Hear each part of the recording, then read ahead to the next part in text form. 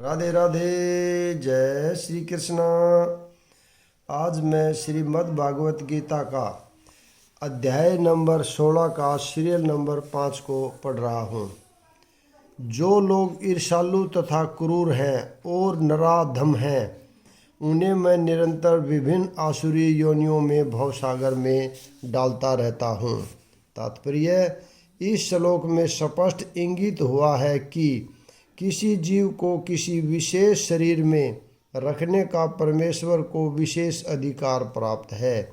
आसुरी लोग भले ही भगवान की श्रेष्ठता को न स्वीकार करें और वे अपनी निजी सनकों के अनुसार कर्म करें, लेकिन उनका अगला जन्म भगवान के निर्णय पर निर्भर करेगा, उन पर नहीं। श्रीमद् भागवत के 3 स्कंद में कहा गया है कि मृत्यु के बाद जीव को माता के गर्भ में रखा जाता है, जहाँ उच्च शक्ति के निरीक्षण में उसे विशेष प्रकार का शरीर प्राप्त होता है।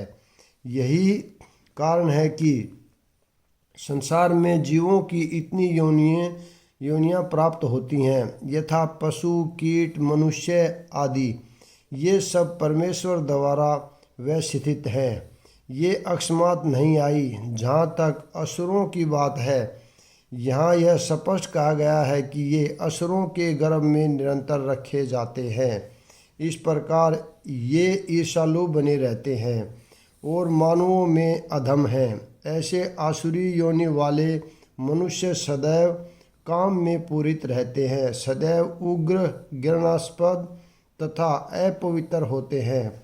जंगलों के अनेक शिकारी मनुष्य आसुरी योनि से संबंधित माने जाते हैं। हे कुंती पुत्र, ऐसे व्यक्ति आसुरी योनि में बारंबार जन्म ग्रहण करते हुए कभी भी मुझ तक पहुंच नहीं पाते। वे धीरे धीरे अत्यंत अधम गति को प्राप्त होते हैं। तात्पर्य, यह विख्यात है कि ईश्वर अत्यंत दयालु है, लेकिन यहाँ पर हम देखते हैं कि वे असुरों पर कभी भी दया नहीं करते। यहाँ स्पष्ट कहा गया है कि आसुरी लोगों को जन्म जन्मांतर तक उनके समान असुरों के गर्भ में रखा जाता है और ईश्वर की कृपा प्राप्त न होने से उनका अधपतन होता रहता है, जिससे अंत में उन्हें कुत्तों, बिल्लियों तथा शुकरों जैसा शरीर मिलता है।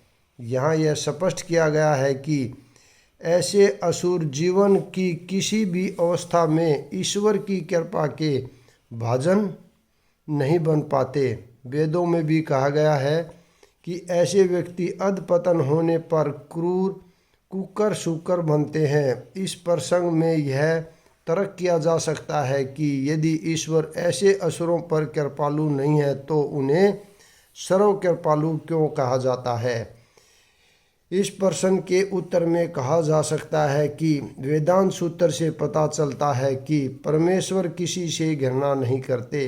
असुरों को निम्नतम योनि में रखना उनकी कृपा की अन्य विशेषता है। कभी कभी परमेश्वर असुरों का वध करते हैं, लेकिन यह वध भी उनके लिए कल्याणकारी होता है, क्योंकि वैदिक साहित्य से पता चलता है कि जिस किसी का वध परमेश्वर द्वारा होता है उसको मुक्ति मिल जाती है। इतिहास में ऐसे असुरों के अनेक उदाहरण प्राप्त हैं, यथा रावण, कंस, हिरण्यकश्यप, जिन्हें मारने के लिए भगवान ने विविध अवतार धारण किए। अतएव असुरों पर ईश्वर की कृपा तभी होती है जब वे इतने भाग्यशाली होते हैं कि ईश्वर उनका वध करे। इस नरक के 3 द्वार हैं, काम, क्रोध तथा लोभ। प्रत्येक बुद्धिमान व्यक्ति को चाहिए कि इन्हें त्याग दे, क्योंकि इनसे आत्मा का पतन होता है। तात्पर्य, यहाँ पर आसुरी जीवन प्रारंभ होने का वर्णन हुआ है।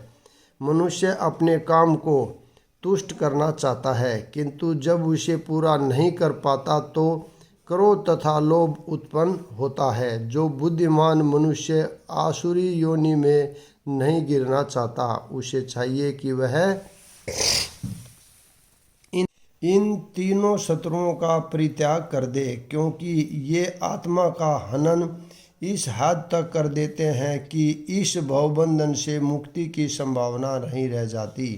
हे कुंती पुत्र, जो व्यक्ति इन तीनों नरक द्वारों से बच पाता है वह आत्म साक्षात्कार के लिए कल्याणकारी कार्य करता है और इस प्रकार क्रमशः परम गति को प्राप्त होता है। तात्पर्य, मनुष्य को मानव जीवन के 3 शत्रुओं काम, क्रोध तथा लोभ से अत्यंत सावधान रहना चाहिए। जो व्यक्ति जितना ही इन तीनों से मुक्त होगा उतना ही उसका जीवन शुद्ध होगा। तब वह वैदिक साहित्य में आदिष्ट विधि विधानों का पालन कर सकता है। इस प्रकार मानव जीवन के विधि विधानों का पालन करते हुए वह अपने आप को धीरे धीरे आत्म साक्षात्कार के पद पर प्रतिष्ठित कर सकता है। यदि वह इतना भाग्यशाली हुआ है कि इस अध्याय से कृष्ण भावनामर्थ के पद तक उठ तो उसकी सफलता निश्चित है। वैदिक साहित्य में कर्म तथा कर्मफल की विधियों का आदेश है, जिससे मनुष्य शुद्धि की अवस्था तक पहुंच सके। सारी विधि काम, क्रोध तथा लोभ के परित्याग पर आधारित है। इस विधि का ज्ञान प्राप्त करके मनुष्य आत्म साक्षात्कार के उच्च पद तक उठ सकता है और इस आत्म साक्षात्कार की पूर्णता भक्ति में है। भक्ति में बद्ध जीव की मुक्ति निश्चित है। इसलिए वैदिक पद्धति के अनुसार 4 आश्रमों तथा 4 वर्णों का विधान किया गया है। विभिन्न जातियों के लिए विभिन्न विधि विधानों की व्याख्या है। यदि मनुष्य उनका पालन कर पाता है तो वह स्वतः ही आत्म साक्षात्कार के सर्वोच्च पद को प्राप्त कर लेता है। तब उसकी मुक्ति में कोई संदेह नहीं रह जाता। जो शास्त्र के आदेशों की अवहेलना करता है और मनमाने ढंग से कार्य करता है उसे न तो सिद्धि, न सुख, न परमगति की प्राप्ति हो पाती है। तात्पर्य, जैसा कि पहले कहा जा चुका है, मानव समाज के विभिन्न आश्रमों तथा वर्णों के लिए शास्त्र विधि दी गई है। प्रत्येक व्यक्ति को इन विधि विधानों का पालन करना होता है। यदि कोई इनका पालन न करके काम, क्रोध तथा लोभवश स्वेच्छा से कार्य करता है तो उसे जीवन में कभी सिद्धि प्राप्त नहीं हो सकती।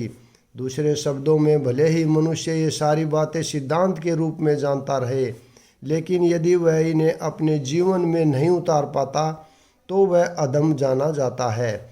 मनुष्य योनि में जीव से आशा की जाती है कि वह बुद्धिमान बने और सर्वोच्च पद तक जीवन को ले जाने वाले विधानों का पालन करे, किंतु यदि वह इनका पालन नहीं करता तो उसका अधपतन हो जाता है। लेकिन फिर भी जो विधि विधानों तथा नैतिक सिद्धांतों का पालन करता है किंतु अंतगोतवा परमेश्वर को समझ नहीं पाता तो उसका सारा ज्ञान व्यर्थ जाता है। और यदि वह ईश्वर के अस्तित्व को मान भी ले किंतु यदि वह भगवान की सेवा नहीं करता तो भी उसके प्रयास निष्फल हो जाते हैं। अतएव मनुष्य को चाहिए कि अपने आप को कृष्ण भावनामर्थ तथा भक्ति के पद तक ऊपर ले जाए, तभी वह परम सिद्धावस्था को प्राप्त कर सकता है, अन्यथा नहीं।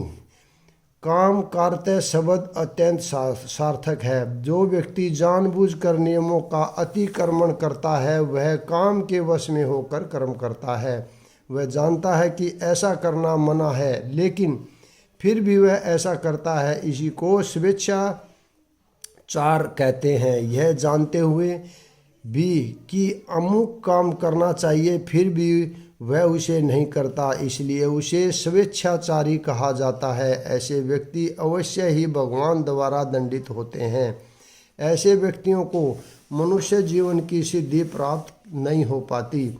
मनुष्य जीवन तो अपने आप को शुद्ध बनाने के लिए है, किंतु जो व्यक्ति विधि विधानों का पालन नहीं करता वह अपने को न तो शुद्ध बना सकता है न ही वास्तविक सुख प्राप्त कर सकता है। अतएव मनुष्य को यह जानना चाहिए कि शास्त्रों के विधि विधानों के अनुसार क्या कर्तव्य है।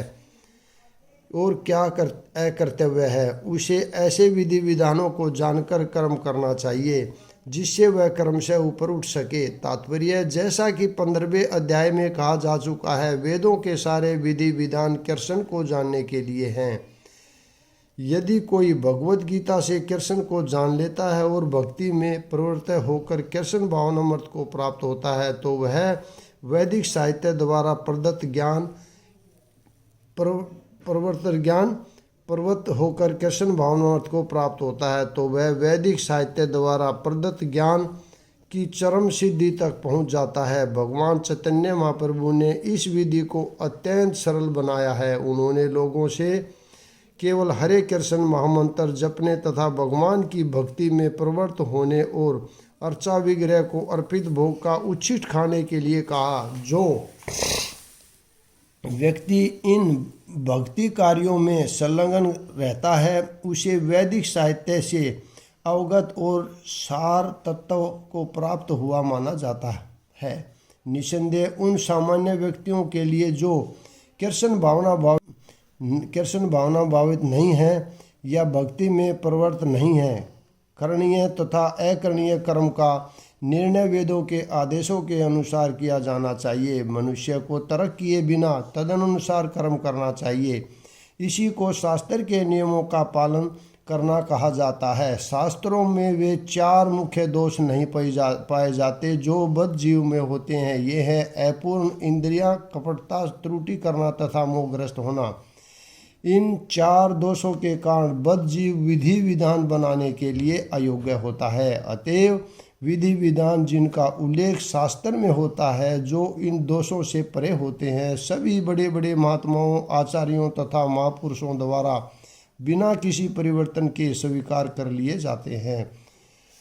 भारत में आध्यात्मिक विद्या के कई दल हैं, जिन्हें प्राय 2 श्रेणियों में रखा जाता है। निराकारवादी तथा साकारवादी दोनों ही दल वेदों के नियमों के अनुसार अपना जीवन बिताते हैं।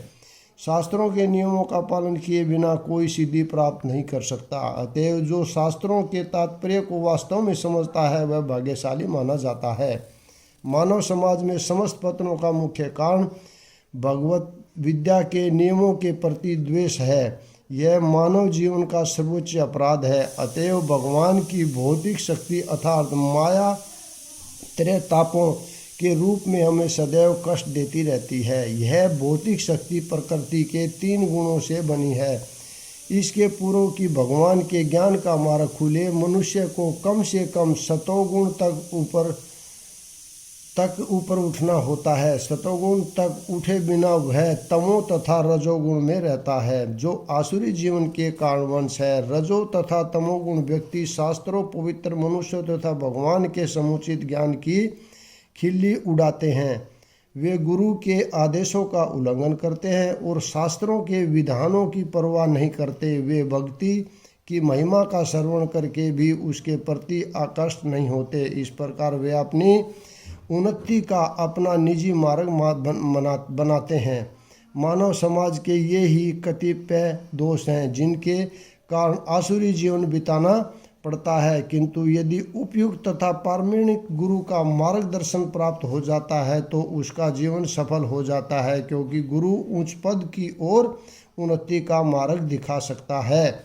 इस प्रकार श्रीमद् भागवत गीता के 16वें अध्याय दैवी तथा असुरी स्वभाव का भक्ति वेदांत तात्पर्य पूर्ण हुआ।